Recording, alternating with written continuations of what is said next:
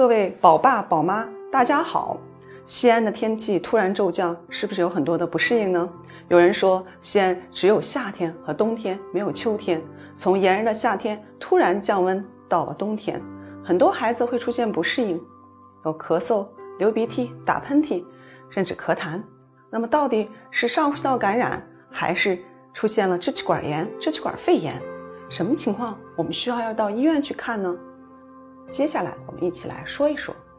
什么是上呼吸道感染呢？就是我们俗称的感冒。这个疾病多是由病毒感染引起的，它可以表现为流鼻涕、打喷嚏，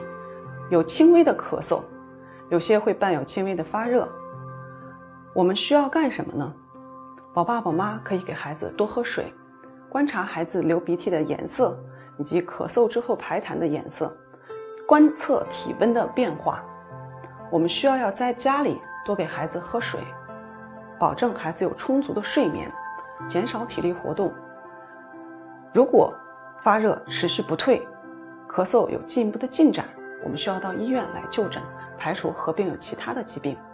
当然有些孩子他可以不需要吃药，经过合理的调理，多喝水以及休息足够的营养休息，孩子可以逐渐好转。这就是我们俗称的感冒上呼吸道感染。支气管炎和支气管肺炎属于下呼吸道的感染，那么这些孩子他往往并发有发热、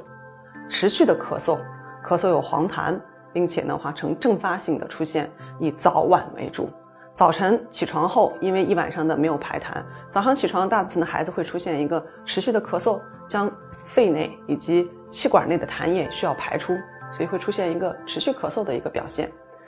那么这些孩子往往的话会出现一个咳嗽的深度比较深，不只是说在咽喉发出的声音。支气管炎以及支气管肺炎，痰液可以比较粘稠，那么可以和黄痰，也可以和青色的痰液。黄痰多是以细菌感染为主，而青色的痰液多是以病毒感染为主。同时合并有支气管肺炎的孩子往往容易合并有发热、体温控制不良，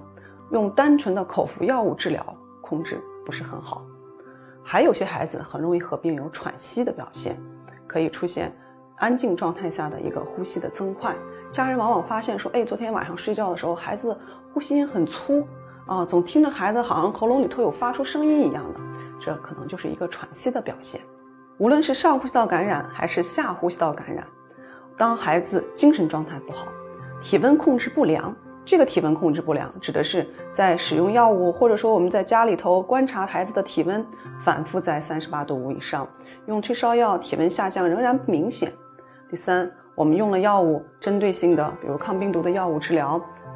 针对细菌感染的药物治疗之后，孩子的咳嗽症状以及体温的情况仍然没有缓解，这时候我们就需要到医院去就诊，寻求医生给予更进一步的治疗。那么支气管肺炎往往可能需要借助于静脉输液才能达到更好的治疗效果。